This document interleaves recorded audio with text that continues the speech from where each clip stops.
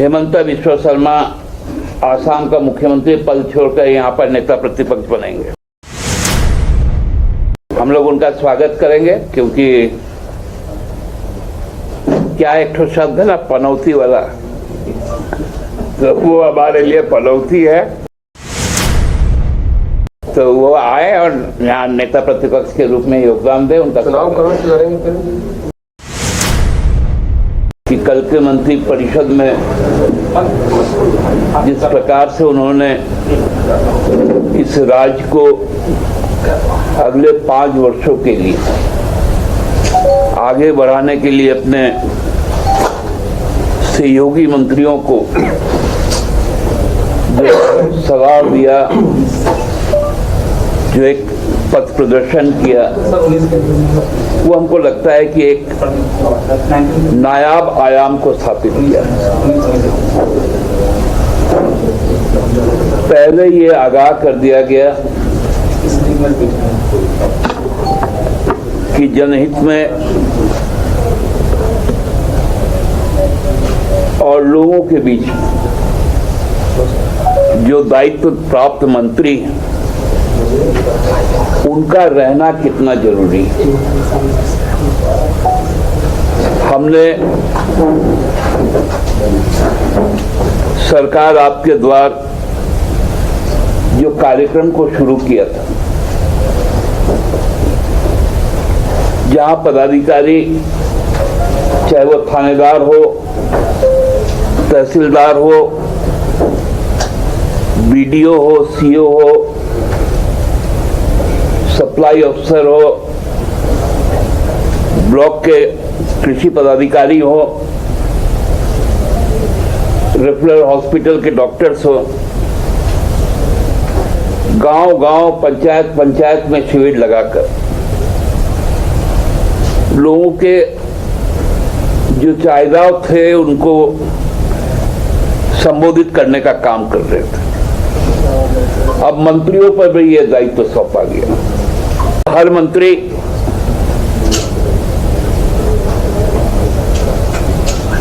अपने अपने अधीनस्थ जो विभाग है उसके जिला स्तर पर जाके समीक्षा करें। जो उससे आच्छादित लोग हैं योजनाओं से, उनसे सीधा संवाद करें। जिनको कठिनाई हो रही उनको भी सुने और केवल विधायक ही नहीं, जो भी जनप्रतिनिधि है, चाहे वो पंचायत का वार्ड का सदस्य भी है, उसके साथ भी एक संवाद कायम करें। इसमें दलगत भावना नहीं होना चाहिए। हमारी प्राथमिकता ईमानदारी पूर्वक लोगों की सेवा करनी, क्योंकि एक नया लकीर खींचने के लिए मुख्यमंत्री को जनादेश मिला है और उस पे खरा उतरना पूरे मंत्री परिषद का दायित्व है। हमको लगता है कि यह मंत्री परिषद भी पहली बार एक ऐसा मंत्री परिषद है जिसमें जो सबसे बड़ा वर्ग है समाज का, ओबीसी का, उसका सबसे ज्यादा प्रतिनिधित्व तय किया गया। 7 मंत्री बनाए गए। उसके बाद जो जनजातीय समूह है,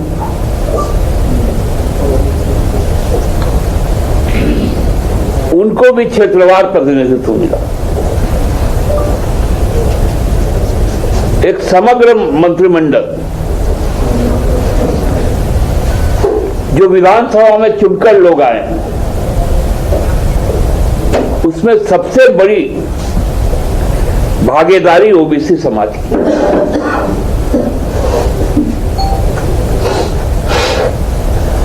पहले कुछ खास जातियों को ही इसका लाभ मिलता था, लेकिन इस बार यह स्थापित हुआ कि सर्वजन का विकास, सर्वजन का विश्वास इस सरकार के साथ है और सरकार उनके साथ है। जहां इस तरह के नए उच्च मानदंड स्थापित किए जा रहे हैं, वहीं पर भाजपा के द्वारा जो निम्न हरकतें की जा रही है,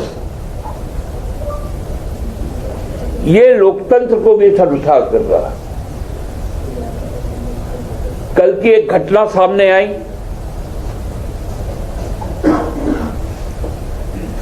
जब माननीय उपसभापति राज्यसभा ने जिस तरह से एक वाक्य को पेश किया कि जब विपक्ष वहां पर किसान आंदोलन की बात कर रहा था, किसान के मुद्दों पर चर्चा की बात कर रहा था, एक तरफ शंभू बॉर्डर में गोलियां चल रही थी और संसद में इसका गूंज ना हो, इसलिए एक मनगढ़ंत कहानी गढ़ा गया।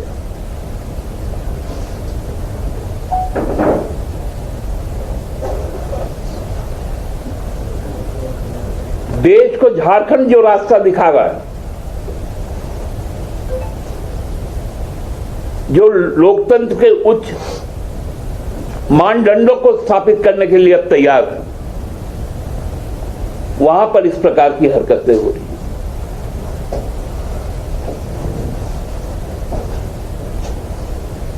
हम लोग जानते हैं, हम लोगों के पास में एक दायित्व आया और बहुत बड़ा दायित्व आया, और दायित्वों का निर्वहन भी हमको करना है।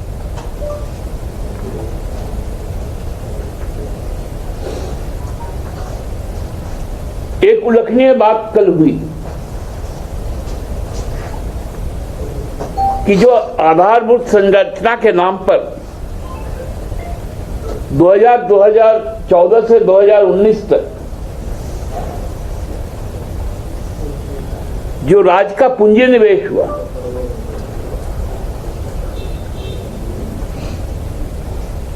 उसके उपयोगिता पर भी और जिस तरह के आयोजन हुए, उसको भी रोकने का प्रयास किया गया।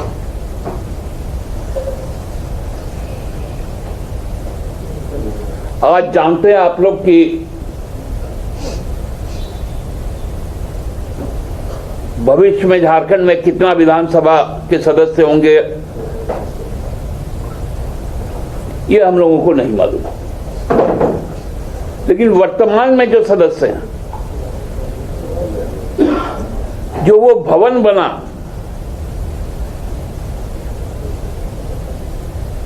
आप लोग सबको ही गवाह हैं, 1/3 ही उसका उपयोगिता आज तक होते आई, 2/3 खाली है। इसलिए केवल ठेकेदार और दलाल बिचौलिए पुनः सक्रिय नहीं हो जाए, इसलिए भी कल का एक संदेश था।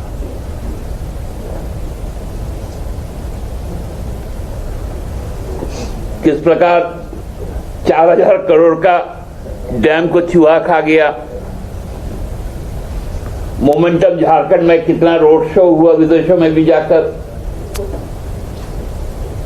नतीजा यहां ढाक के 3 पात। उन सभी चीजों पर रोक लगाई गई।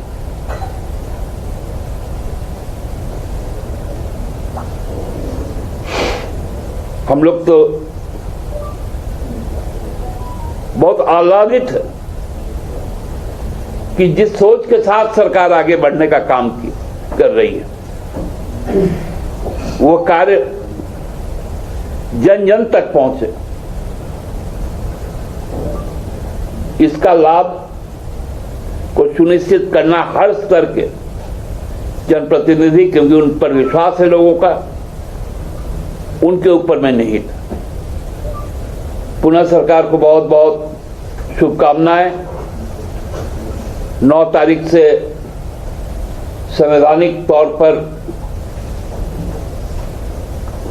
विधानसभा का भी गठन हो जाएगा और पुनः जब मंत्रिपरिषद आगामी दिनों में बैठेगी तो बहुत सारी ऐसी योजनाएं और निर्णय लेंगी जो हमारे जो घोषणा पत्र है, निश्चय पत्र है, जिसके प्रति हम जवाबदेह हैं, उनको पूरा करेंगे। धन्यवाद। सवाल उत्पन्न हो रहे हैं आपके प्रेस कॉन्फ्रेंस से। पार्टी की ओर से सरकार को बधाई दी, वाकई में बधाई के पात्र है सरकार, लेकिन मैया को सिर्फ सम्मान कैबिनेट में जगह नहीं जनरल की तरफ से। देखिए, ये कैबिनेट पूरी तरह से गठबंधन के तहत लड़े गए आपसी तालमेल में था और आपको पांडे जी मैं इसलिए कह रहा हूं कि मैया सम्मान जिस विभाग से चलता है, महिला और बाल विकास, उसको माननीय मुख्यमंत्री ने अपने अधीन रखा है। ये उनकी सिंसियरिटी, ये उनका जो कमिटमेंट है इस योजना के प्रति, इसको दर्शाता है।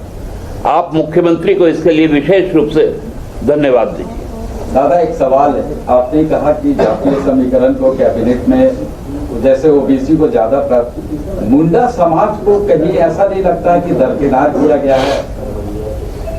एक बड़ी आबादी है। नहीं, निश्चित तौर पे बड़ी आबादी है।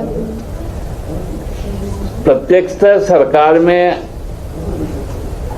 आपको सबों को तो आप समावेश नहीं कर सकते, क्योंकि कई जाति में कई उपजाति थी। लेकिन मुंडा समाज बहुत निर्णायक एक और क्रांतिकारी विचारधारा का ये समाज है। उनको भी अन्य जो भी सरकार के अधीन कई सारे विभाग हैं, कई सारी चीजें हैं, उनको उसमें समावेश किया जाए। रक्षा राज्य मंत्री को धमकी मिली है, फिरौती मांगा गया है 50 लाख रुपया। देखिए, ये गठबंधन की सरकार बनती है तो अपराध बढ़ने लगते हैं। अब तो ये जो अपराधकर्मी जो भी होंगे, जो इस मानसिकता का है, उन्होंने दिल्ली में केस दर्ज करवाया है, झारखंड पुलिस के संज्ञान में आया है और प्रारंभिक जानकारी जो मिला है कि भाई होशिर का कोई होगा, तो वो जांच तो अब उनका साइबर सेल करेगा और उसको ढूंढ निकालेगा। और इसमें सरकार संकोचित कोई धमकी होता है क्या? आप तो ऐसा सवाल करते हैं भाजपा की तरह। अच्छा, रक्षा राज्य मंत्री को धमकी मिल गया। यहाँ तो कई लोगों को, पंजाब का डीजीपी का कौन बैंक से हो गया था। यहाँ तो बिना सबूत का आप लोगों ने देखा होगा कि प्रधानमंत्री को जान से मारने की साजिश में कई लोगों को जेल में डाल दिया गया। उसमें एक फादर स्वामी की शहादत भी हो गई। आज तक उस केस का क्या हुआ कोई नहीं जानता।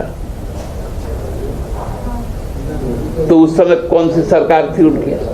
भाजपा की ही सरकार थी। इसलिए कृपया भाजपा जैसे मानसिकता वाले सवाल, क्योंकि ये बहुत निम्न कोटि के सवाल होते हैं, का जवाब ना दे, हम यही प्रयास होगा मेरा। दादा, आपने विधानसभा सत्र की बात की है, लेकिन विधानसभा सत्र में इस बार बीजेपी की फिर तैयारी है कि सदन का नेता चुने बगैर वो लोग जाएंगे। इसको किस रूप में देखते हैं? आपके पास जो देखिए, जो मुझे जानकारी आ रही है कि बहुत जल्द शायद हेमंत बिस्वा शर्मा आसाम का मुख्यमंत्री पद छोड़कर यहाँ पर नेता प्रतिपक्ष बनेंगे। हम लोग उनका स्वागत करेंगे, क्योंकि क्या एक ठो शब्द है ना पनौती वाला, तो वो हमारे लिए पनौती है।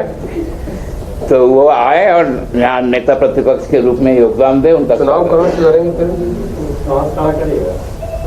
अरे 4,000 करोड़ के डैम वाले चूहे वाले मामले में क्या एनडीए चूहों की तलाश करेगी या फिर गठबंधन अब इसमें कमियों की जांच करवाएगी? एनडीए तो नहीं, इंडिया करेगी और चूहा तो निकालेंगे ही, कोई चूहा बचेगा नहीं। लेकिन दादा आपने कांग्रेस का रिक्वेस्ट को ठुकरा दिया, कह रहे हैं इंडिया की सरकार है। उन लोगों ने मंत्रिमंडल बांटा था, विभाग का बंटवारा हुआ था। मुझे इसकी जानकारी नहीं है, क्योंकि जो पत्र जाता है मंत्रिमंडल का, विभागों का, मंत्रियों का नाम का, उसमें माननीय मुख्यमंत्री का हस्ताक्षर चलता है। तो वहां पर कांग्रेस का कोई हस्ताक्षर गया है कि नहीं, ये हमको नहीं मालूम। लेकिन जो मुख्यमंत्री का हस्ताक्षर, जो मंत्रियों का नाम गया था और जो विभाग गए थे, उनका बंटवारा हो चुका है।